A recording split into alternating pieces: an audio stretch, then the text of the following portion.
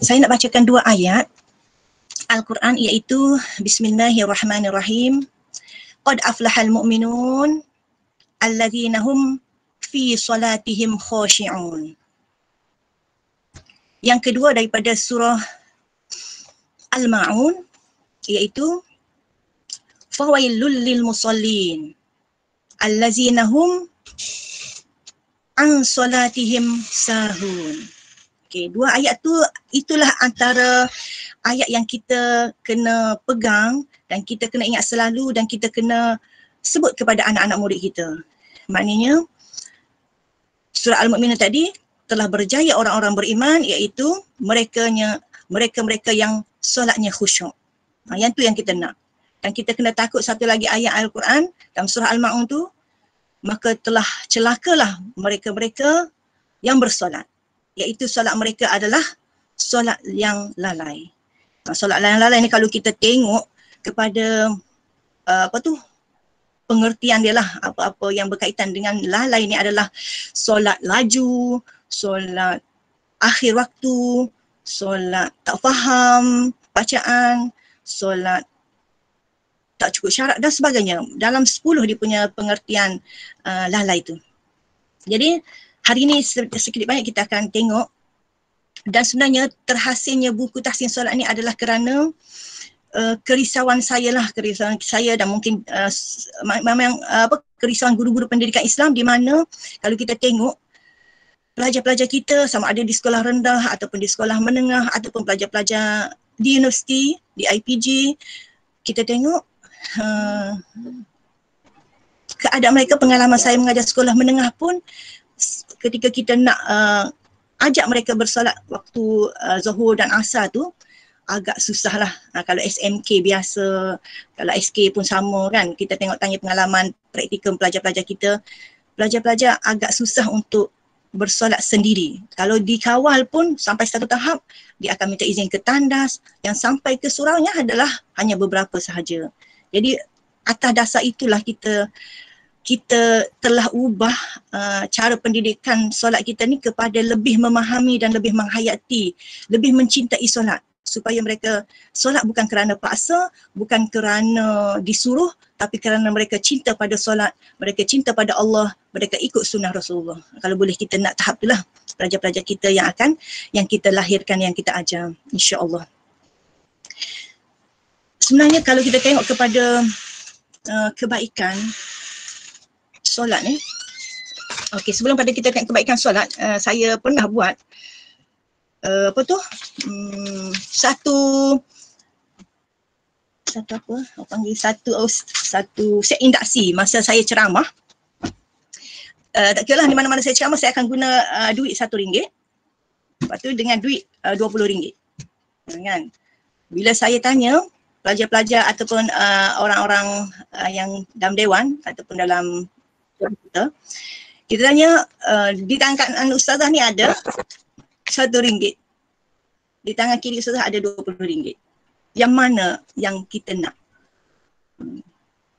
Tapi tak boleh jawab kan, sebab dalam kursus online ni kita agak kena tutup lah kan suara. Tapi kadang-kadang kita nak gelak pun tak dengar, tapi nak nyampuk pun tak boleh. Tapi tak apa, saya akan teruskan. Bila kita buat satu set induksi macam ni, nak duit ni ke nak duit ni? Belum lagi kita tunjuk duit ni.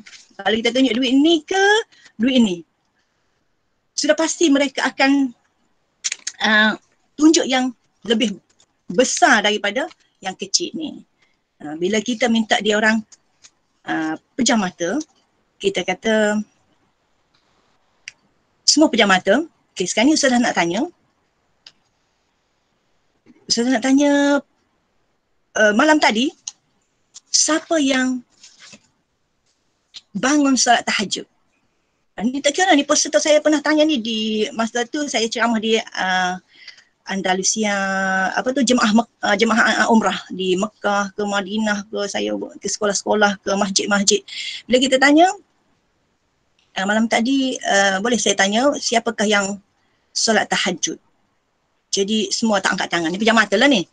Okey, seterusnya saya tanya lagi. Okey, pagi tadi siapa yang solat sunat subuh? Angkat tangan. Masih lagi pejam mata. Yang angkat boleh kata adalah seorang, 2 orang. Lepas tu bila kita tanya lagi soalan, siapa solat subuh di masjid? Pun sama, beberapa bilangan. Dan bila kita tanya seterusnya, siapa solat berjamaah di rumah? Siapa solat berjamaah di asrama? Bilangannya adalah sedikit, dan yang ramai adalah bila kita tanya siapa solat subuh sendiri. Ramai yang kadangan. Dan bila kita tanya, pernah kita tanya pelajar-pelajar kita, solat subuh sendiri itu pukul berapa? Pukul berapa? Kadang-kadang dia orang jawab memang agak lewat. Bukan awal waktu. Ini sangat menyedihkan kita lah. Sebab kalau kita tengok hadis Nabi pun, antara perkara yang paling disukai oleh Allah adalah mereka-mereka yang solat di awal waktu. Iaitu solat di awal waktu dan seterusnya lah, berjihad di jalan Allah, berbuat baik kepada ibu bapa. Tapi yang pertama sekali adalah solat di awal waktu. Jadi kalau kita berharap supaya dengan adanya tahsin solat ni lebih kepada meningkat dia punya cinta kepada tunainya solat tu. Okay. Saya ada satu kisah. Kisah ni kita baru je lepas bulan Ramadan, 2 bulan lepas kan. Dua bulan lepas kita Ramadan dalam PKP lah. Dalam PKP. Ni tapi kisah ni bulan Ramadan yang lepas lah, yang lalu, yang 2-3 tahun lepas, yang 5 tahun lepas, 10 tahun lepas. Apa yang saya nak ceritanya, waktu sahur, ibu-ibu, ayah-ayah, dia akan kejut anak, kan? Dia akan kejut anak-anak dia, kira lah anak yang besar ke anak yang kecil, dia akan kejut untuk bangun bersahur. Bangun solat, bangun sahur, makan sahur. Nanti kalau tak makan lapar. Nanti minum, makan kan. Kadang-kadang ibu ni dia bawa nasi satu mangkuk, satu pinggan, dia akan pergi ke tempat tidur anak tu, dia akan angkat anak tu duduk sampai pejam mata tu, dia pun suap anak tu makan. Dia suap anak tu makan. Anak tu makan, nganga mulut kan, nganga mulut makan. Lepas tu ngunyah telan, mata pejam ngantuk. Okey, makan 2-3 mulut, 5 mulut kan, habis minum air, lepas tu tidur balik lah. Belum subuh lagi ni, tidur balik. Bila tidur balik, azan subuh pun bunyi kan. Mak ayah pun tak adalah rasa nak kejut apa pun. Biasa-biasa kan. Tapi bila pula dia kejut? Pukul 7 suku. Bangun. 7 suku dah ni, nak pergi sekolah. Bangun. 7 suku, 7:30 masuk sekolah. Jadi anak pun bangunlah, laju, mandi. Kadang-kadang tak sempat solat, kadang-kadang tak sempat solat. Maka anak-anak tu sudah menjadi kebiasaan tidak solat di awal waktu. Itu antara isu-isu yang ada di dalam masyarakat kita hari ni lah. Yang boleh, kalau boleh kita macam kalau boleh kepada kepada ibu bapa sekolah tu kan, ibu bapa di sekolah, anak-anak pelajar kita semua tu memahami tentang keutamaan solat di awal waktu. Solat pada waktunya. Jadi berbezalah kalau kita tengok situ, perkara yang sunat diutamakan kan. Maknanya solat sahur sunat. Kita kejut bukan main bersungguh-sungguh. Takut apa? Takut lapar anak ni, sayang anak ni. Sedangkan solat subuh tu wajib, fardu, rukun kedua kan. Rukun Islam yang kedua. Jadi benda tu adalah sangat penting. Tapi kadang-kadang ibu bapa tidak mengambil perhatian yang sebaiknya kepada solat anak-anak. Maka lahirlah anak-anak yang macam-macam masalah.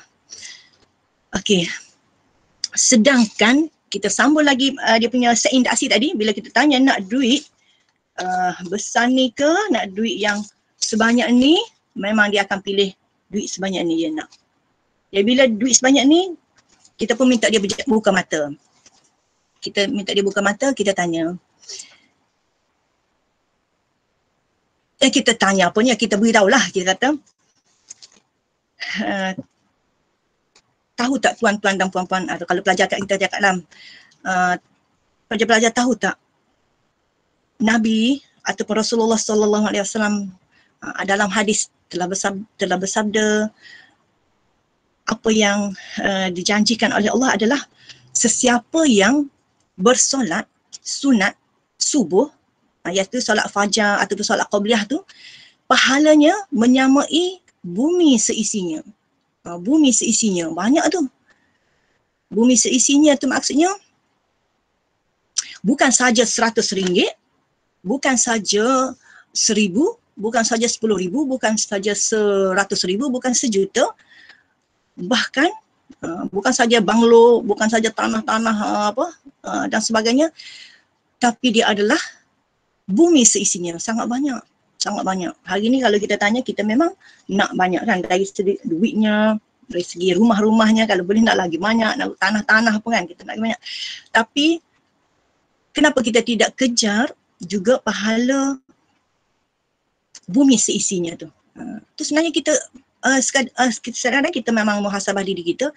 Yang penting hari ni sebenarnya kita nak anak-anak kita tu, anak-anak pelajar kita di sekolah tu juga mengetahui ataupun memahami tentang perkara-perkara ni supaya dia orang cenderung daripada kecil sehinggalah dewasa. Dia akan jadi satu pegangan tentang solat ni.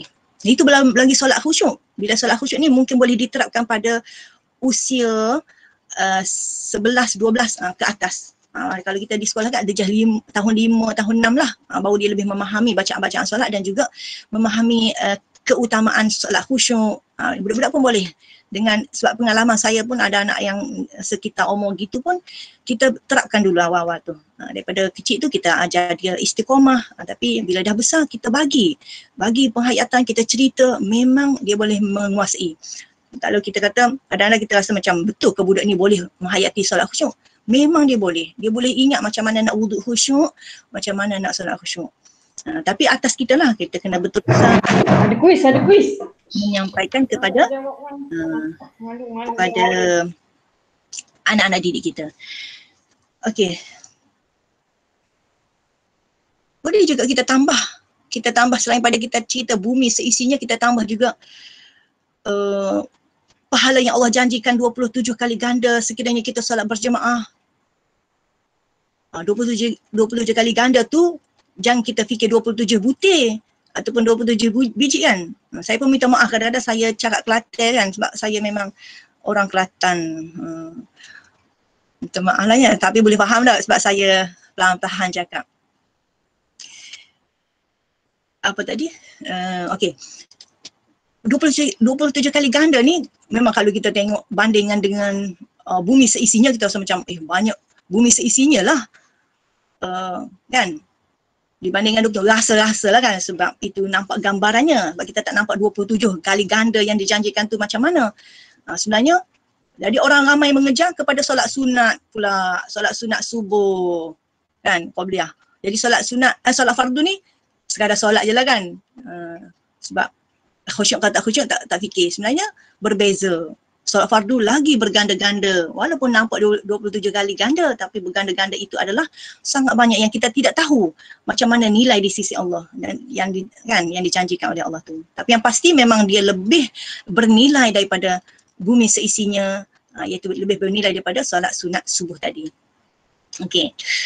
Jadi kita nak lahirkan diri kita sendiri sebagai guru, sebagai pendidik, lebih dahulu mencintai solat khusyuk, barulah kita boleh mengajar ataupun mendidik anak-anak didik kita juga mencintai solat dan menunaikan solat dengan khusyuk insya-Allah.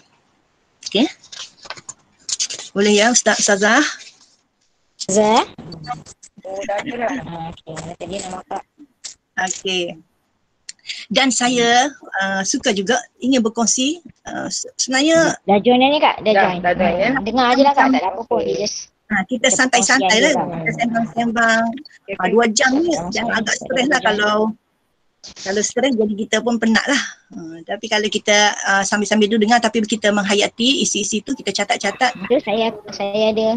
Kalau Kak Arkan Ramna. Solat ni sebenarnya okey, kalau boleh tutup suara kalau yang baru hadir tu. Kak, Ramnah kan? Ramlan. Ya. Okey, kita ni dah join ni Kak? Mute. Ya Kak, dah join ni. Ni cikgu ada 231 orang. Dah masuk dah. Dah masuk. Ni kita dengar je kan Kak cakap.